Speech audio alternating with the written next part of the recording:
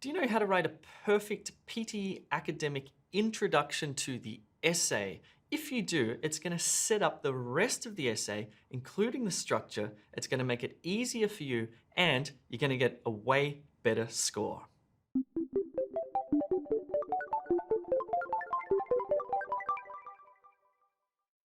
In this video, I want to do a couple of important things with you. Firstly, I want to look at the different types of essays that you have to write, the different question prompts that you might see on test day, the way that they appear. Secondly, we're going to deep dive into that introduction. So on test day, you'll be able to start easily. Let's take a look at the different question varieties. So on test day, you'll get these different essay types where you need to respond to a question, take one of two sides in an argument, not one or two sides, take one of two sides in an argument. You might need to agree or disagree with a particular point of view, or write about the advantages or disadvantages of a particular opinion. The good news is these are all different forms of the same type of essay. The type of essay that you need to write always in PTE Academic is an argumentative persuasive essay. So this is good news because you're not writing a discursive essay or a personal essay or all the other different essay types that you might see in other English tests. PTE Academic is always argumentative, persuasive. That is, the question prompt is going to be a bit controversial. You'll need to pick a side. You'll need to argue for that side. Simple as that. Let's take a closer look at those different question prompts. So if you need to respond to a question, the question prompt will look like this. It will ask you a direct question like, do you think that preparing for an English exam is most effectively done online or face-to-face? And then you'll need to support your point of view with details from your own experience, observations, or reading. Similarly, you might need to take one of two sides in an argument, in which case the question prompt might look like this. Some people think that preparing for an English exam is best done in a school. Others believe that studying online is the most effective way of preparing. And again, you'll need to support your point of view with details from your own experience, observations, or reading. So this is very similar to just responding to a question, except the question prompt is going to say, some people think this, other people think this. Which side of the argument do you support? You may need to agree or disagree with a particular point of view, in which case the question prompt will look like this. Preparing for an English exam is best done online. Do you agree or disagree with the statement above? Finally, you might need to write about the advantages or disadvantages of a particular opinion, in which case the question prompt will look like this. Many people believe that the advantages of preparing for an English exam online far outweigh the disadvantages. What is your opinion? In short, although each of those question prompts look slightly different, they're all asking you to do the same thing, which is, in short, look at the argument, look at the two sides, pick a side, and argue for it. Now, just before we look at an introduction that you can use for any of those question types, I want to talk to you about how you can get some writing feedback just in case you're struggling with writing in PTE Academic. Okay, so if you want feedback, you log into the platform, click here on Feedback, choose Writing, click on Write Essay, open up one of these prompts. It's going to ask you if you're sure, say Continue to Assessment, click Start, and there you go. You have 20 minutes. There's the essay prompt. You write it in here, and then you click Submit. One of our expert teachers will then receive it and give you feedback, including a report card with what you're doing right and wrong and a score. All right, now that you know where to go if you do need writing feedback or any other PTE academic preparation, let's learn how to write a perfect introduction. How to write a perfect introduction.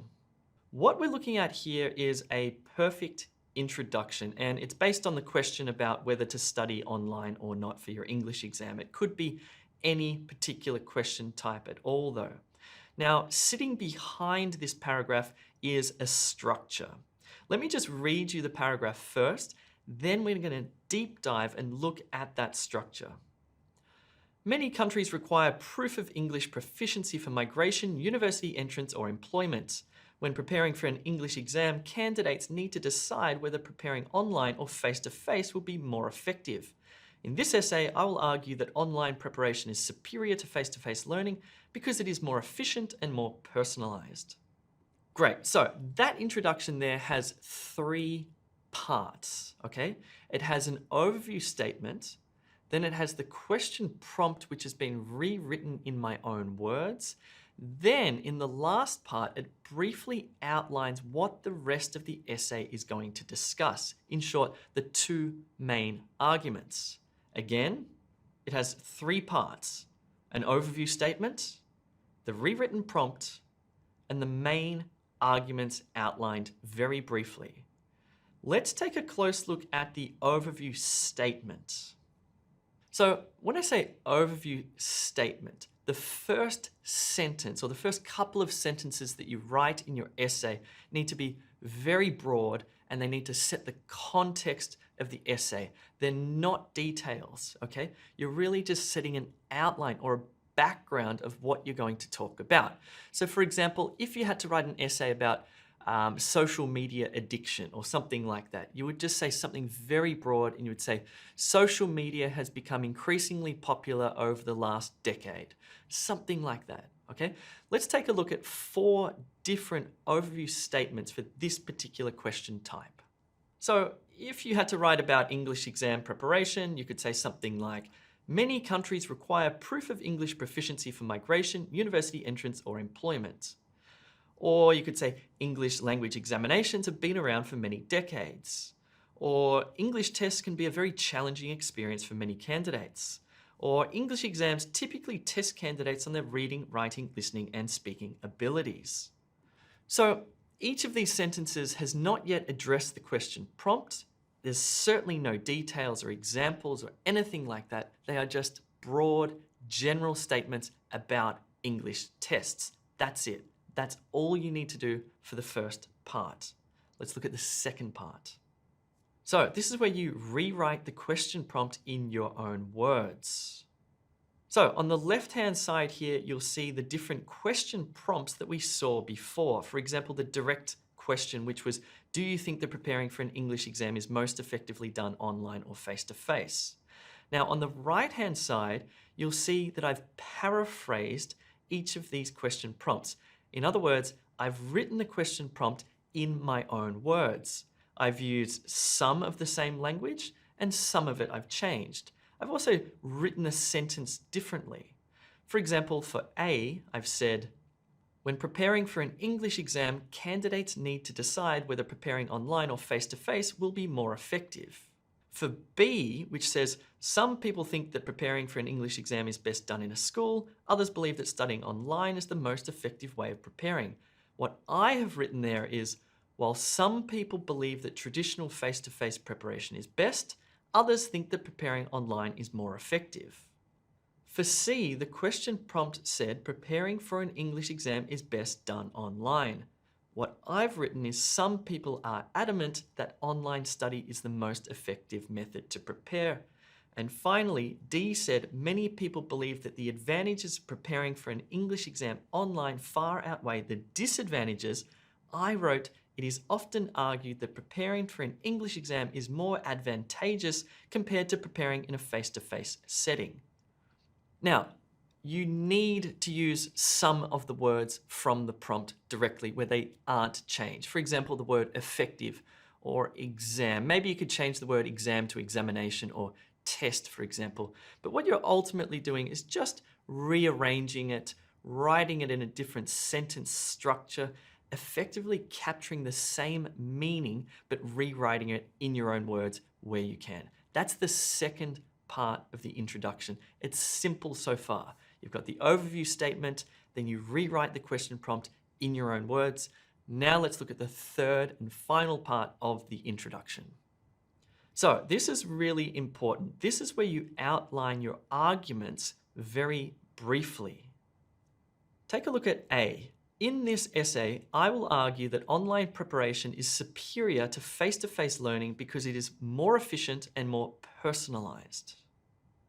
What's happening here is I'm telling the reader what the essay is going to be about, very explicitly. This is called the thesis statement, right? And it is basically a sentence or two that tells the reader what you're going to write the essay about, what's going to be in your body paragraph 1 and 2. In this case, it's going to be about efficiency and personalization. And this is why planning is really critical, because you do need to come up with the key ideas for each paragraph, okay? You pick the side of the argument you'll argue for and think of 2 ideas. In B, I wrote, this essay will contend that preparing online is a superior approach to success because it is easier and more cost effective.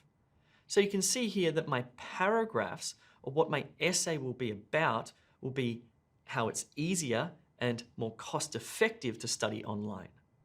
In C, I wrote, in the following essay, I will explain why preparing for an English exam online is a more effective strategy because it leverages learning data and feedback.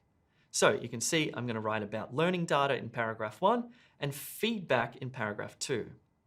Finally, this essay will argue that preparing for an English exam is better done online because it is safer and more practical. Okay, so you can see how important that third part of the introduction is because it sets the structure of the essay. And in fact, there's one enabling skills score in PTE Academic called written discourse, and it really is about the structure of the essay. In fact, that particular score only comes from the essay. Setting up the introduction correctly, as well as that thesis statement where you outline your 2 arguments, is critical. Let's take a look at a complete introduction now. So this is introduction number 1. Here are the 3 parts. Of course, on test day, do not put a space between these sentences. This should be a single paragraph without spaces. So the first part, the overview statement, says, many countries require proof of English proficiency for migration, university entrance, or employment. Then I rewrite the question prompt. When preparing for an English exam, candidates need to decide whether preparing online or face-to-face will be more effective. Then I write my thesis statement. I outline my 2 arguments. In this essay, I will argue that online preparation is superior to face-to-face learning because it is more efficient and more personalized. So you can see the 3 parts of the essay, the overview, you've rewritten the question prompt, then you've outlined your 2 arguments in that 3rd sentence or the 3rd part. Let's look at the other introduction. Okay, so here is introduction number 2. English language examinations have been around for many decades. While some people believe that traditional face-to-face preparation is best, others think that preparing online is more effective. This essay will contend that preparing online is a superior approach to success because it is easier and more cost-effective. You can see the 3 parts of the introduction here. Introduction number 3. English tests can be a very challenging experience for many candidates. There's the overview statement. Some people are adamant that online study is the most effective method to prepare. There's the question prompt that's been rewritten in my own words. And here is my thesis statement. In the following essay, I will explain why preparing for an English exam online is a more effective strategy because it leverages learning data and feedback. There are my 2 body paragraphs, learning data and feedback. Introduction number 4. English exams typically test candidates on their reading, writing, listening, and speaking abilities. Overview statement. It is often argued that preparing for an English exam is more advantageous compared to preparing in a face-to-face setting. There's the question prompt that's been rewritten. This essay will argue that preparing for an English exam is better done online because it is safer and more practical. There's my thesis statement, and there are my 2 main ideas. All right, fantastic. We've learned how to structure a perfect introduction. Now, just before we talk about scoring, which I want to talk to you about next, if you want to learn how to write perfect body paragraphs and a perfect conclusion to make sure you maximize your writing score in PTE Academic, check out this particular methods lesson in the writing section under Write Essay. It goes through all the different parts of the essay, just like we've done today, including the body paragraphs and the conclusion. And just keep in mind that we have methods lessons for all parts of the test, and many of these videos are not on YouTube. Cool, all right, let's quickly look at scoring. So as I said at the beginning of this lesson, you will be scored 0 if you don't write on topic. This is why it's a real concern if you're using a memorized template. A lot of the other teachers tell you to use memorized templates where you just fill the gap with particular words. You could get a 0 for your essay if you don't write on topic. That is, if the computer's not picking up that you're actually writing on topic, it's going to give you a 0.